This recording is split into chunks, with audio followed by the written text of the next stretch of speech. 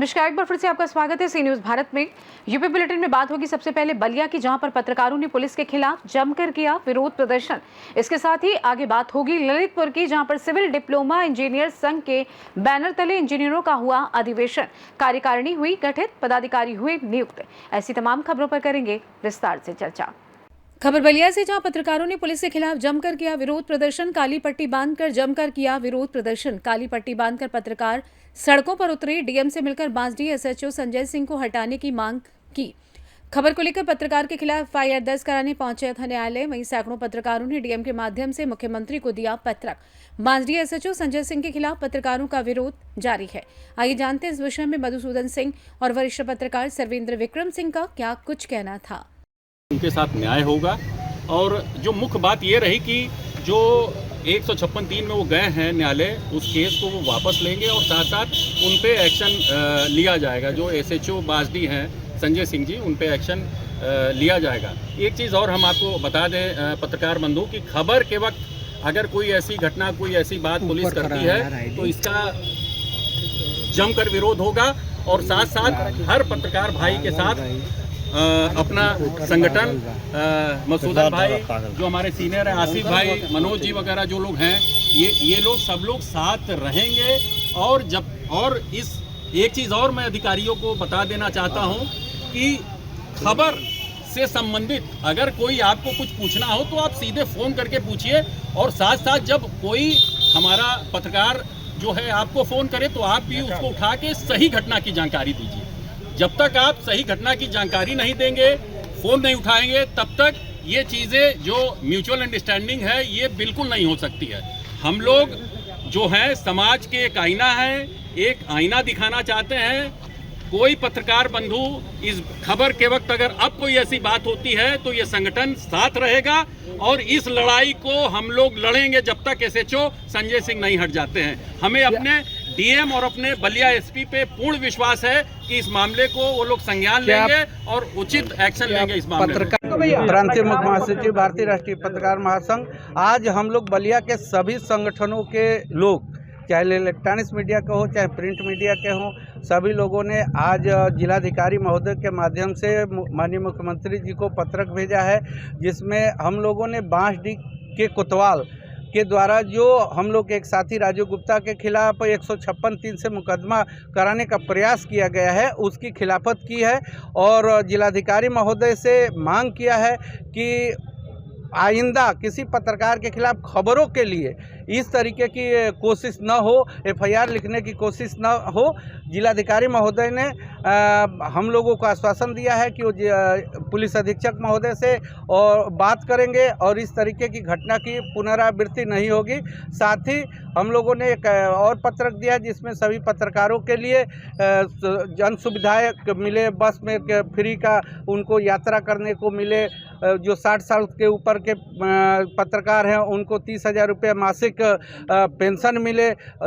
पत्रकार सुरक्षा कानून लागू हो, पत्रकारों को सुरक्षा के लिए मतलब बिना शर्त का लाइसेंस, शस्त्र लाइसेंस मिले। ऐसे 9 सूत्री मांग पत्र भी दिए हैं। साथ ही एक कृष्णकांत पांडे नाम के हम लोग के साथी हैं जिनका सिकंदरपुर में कवरेज के दौरान कुछ असामाजिक तत्वों द्वारा कैमरा छीन लिया गया था और उनके साथ बदतमीजी की गई थी। उसके खिलाफ भी कार्रवाई के लिए हम लोगों ने जिलाधिकारी महोदय को पत्रक दिया और कार्रवाई की मांग की। अब इलेक्ट्रॉनिक मीडिया के जिला महामंत्री सर्वेंद्र।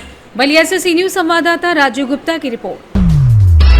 कौशाम्बी जिले के मलकिया गांव में पति पत्नी के विवाद के बाद महिला ने पूरे ससुराल को मारने की नियत से आटे में जहर मिलाया। जब आटे से दुर्गंध आई तो पति ने शक कर पुलिस को सूचना दी। जांच में सल्फास की शीशी बरामद हुई और महिला ने जहर मिलाने की बात स्वीकार की।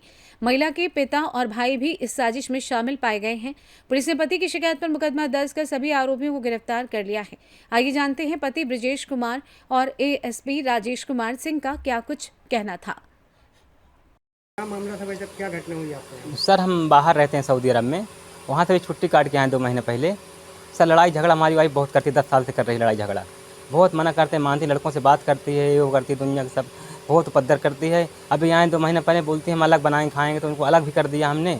उसके बाद बहुत लड़ाई करती हैं और फिर उसमें अपने बाप के कहने पे वो सल्फात की गोली लिखकर उसमें डाल दिए थे आटे में। उसको फिर भाभी भाभी हमारे गई सानने के लिए, उसमें बहुत गंध आ रही थी उस आटे से। तो उसमें फिर 100 नंबर को फ़ोन भी किए थे, तब सर गए थे, हाँ इनको लेके आए हैं, यहीं हैं भाई सर, बहुत गंदी। और अब क्या करें सर, पूरा घर 8-9 लोग हमारे घर में सबको मार डालती कल दे। तो क्या घर से सल्फास मिला है? हाँ मिला है, दो बाटल मिला सल्फात। हाँ 2 बाटल फेंके थे, वो एक लोढ़ा में कुचर डाली थी उसमें आटे में। क्या कह रहे हैं? आपने पूछा तो क्या बताया, क्यों ऐसा करना चाह रहे थे? बोलते हैं कि हम सबको मार डालेंगे और यहाँ बेच के चले जाएंगे अपने पापा के पास में। अपना नाम बताइए। हाँ ब्रजेश कुमार। सर वो जहर खिला के परिवार को मारना चाह रही थी, क्या है? ये थाना करारी क्षेत्र में एक मलकिया गांव पड़ता है, जहां एक परिवार में एक महिला आटे में सल्फास या जहर के तरीके का कोई आइटम जो है मिला करके परिवार को देने के आशय से मिला रही थी, जिसमें आटे से जब बदबू आई तो परिवार के लोगों ने सूंघा तो उसमें उनको एहसास हुआ, जिन्होंने तत्काल पुलिस को सूचना दी। थाना करारी पर मुकदमा दर्ज कर लिया गया है। पूछताछ हेतु उस महिला को और कुछ अन्य लोगों को बुला के पूछताछ की जा रही है, जांच की जा रही है। जो भी दोषी होंगे शीघ्र उन्हें। कौशाम्बी से सी न्यूज संवाददाता इम्तियाज की रिपोर्ट। ललितपुर के गोविंद सागर बांध के बगल में सिंचाई विभाग के हाल में सिविल डिप्लोमा इंजीनियर्स ललितपुर का अधिवेशन हुआ संपन्न। पदाधिकारी ने दिया अपना उद्बोधन और इंजीनियरों के सामने आने वाली समस्याओं के समाधान पर हुई चर्चा। तदुपरांत नई कार्यकारिणी की गठित और पदाधिकारी को सौंपी जिम्मेदारी। इस अधिवेशन में ललितपुर जनपद में कार्यरत सभी इंजीनियर और प्रांतीय अध्यक्ष रहे शामिल। कार्यक्रम हो रहा है और क्या आज रणनीति रही है इसका? मैं नितिन श्रीवास्तव, प्रांतीय अध्यक्ष सिविल डिप्लोमेशन सिंचाई विभाग उत्तर प्रदेश। आज हमारा सिविल डिप्लोमेशन जनपद ललितपुर का अधिवेशन संपन्न होने जा रहा है। अधिवेशन के माध्यम से जहां हम जनपद में कार्यरत जितने भी हमारा डिप्लोमा अभियंता हैं उनकी समस्याओं पर हम लोग विचार मंथन करते हैं और एक रणनीति हम लोग तैयार करते हैं और अंतिम चरण में हम लोगों का अधिवेशन के माध्यम से नई कार्यकारिणी का इसमें गठन होता है। तो 4 बजे के आसपास हमारे निर्वाचन की प्रक्रिया संपन्न होगी, जिसके उपरांत हमारे नए पदाधिकारियों का चयन। ललितपुर से सी न्यूज संवाददाता विकास सोनी की रिपोर्ट। महाराजगंज में धान की रुपाई के समय किसानों को हो रही डीएपी और यूरिया खाद की किल्लत की समस्या को लेकर एक बड़ी राहत मिली है।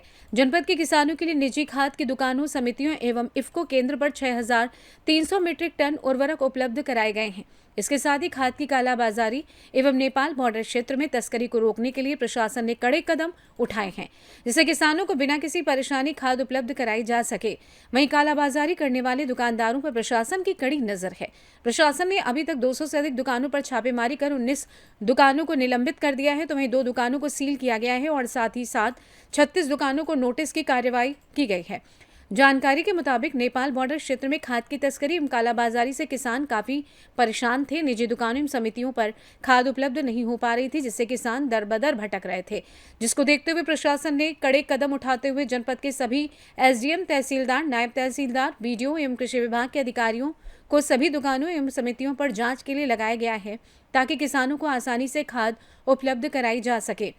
जिलाधिकारी संतोष शर्मा ने बताया कि किसानों के लिए सभी निजी दुकानों एवं समितियों पर खाद भरपूर मात्रा में उपलब्ध है।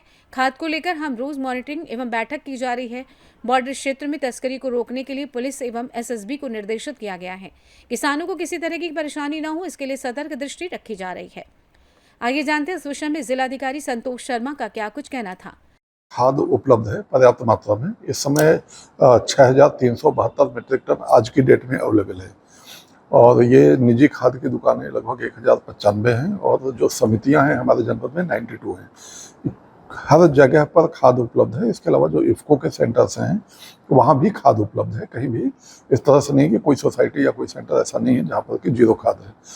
रही बात इसकी हम लोगों की जो मॉनिटरिंग की, तो दैनिक रूप से मेरे द्वारा प्रातः 10 बजे मॉनिटर किया जाता है एवरी डे, जिसमें कि जिला कृषि अधिकारी, सहकारिता के अधिकारी, एयर कोऑपरेटिव और जो हमारे खाद्य जो फर्टिलाइजर डिपार्टमेंट के इफ्को के ऑफिसर्स हैं, जो एरिया के ऑफिसर्स हैं, सभी के साथ हम इसको एवरी डे मॉनिटर करते हैं स्टॉक को, और हमारा क्या अराइवल होने जा रहा है उसको भी हम मॉनिटर करते हैं।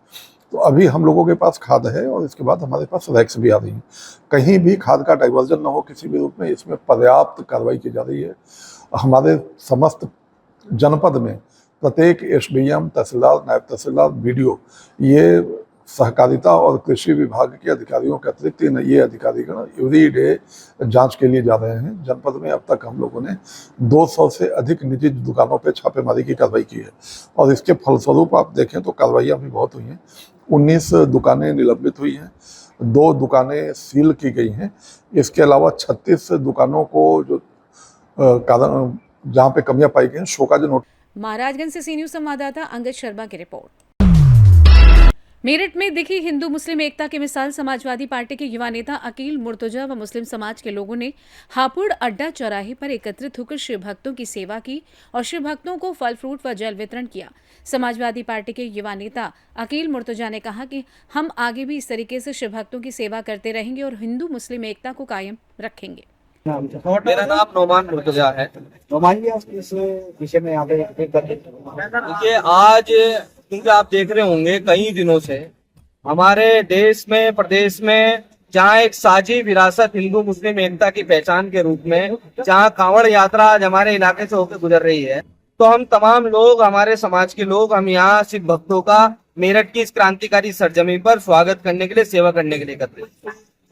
तो आपने क्या वितरण किया है? पानी था, फल था, जूस था, तमाम तरीके की वो रिफ्रेशिंग चीजें थी। हमें तो चलते हुए जब इतना लंबा सफर जहाँ हमारे शिव भक्त भोले ये लोग कर रहे हैं, तो हम कहीं ना कहीं उन्हें एक एनर्जी की चीज फल के रूप में, पानी के रूप में, जूस के रूप में उन्हें दी है, ताकि उनकी जो यात्रा है उसमें हम लोग कुछ भागीदार बन सकें। सारी करते हैं या फर्स्ट टाइम? नहीं, ये मैं, क्योंकि हमेशा लोग कहीं ना कहीं रहते हैं, लेकिन इस बार क्योंकि यहाँ इस इलाके में ये मैंने ही पहल की कि इस बार यहाँ भी एक शिव भक्तों के लिए सेवा का कार्यक्रम होना चाहिए, तो हमने इस बार किया। आगे भी ऐसी कार्यक्रम? बिल्कुल, लगातार हम लोग हिंदू मुस्लिम एकता के लिए, अपने भाईचारे के लिए, अपने तमाम लोगों के लिए इस मजबूती में हमेशा लगे।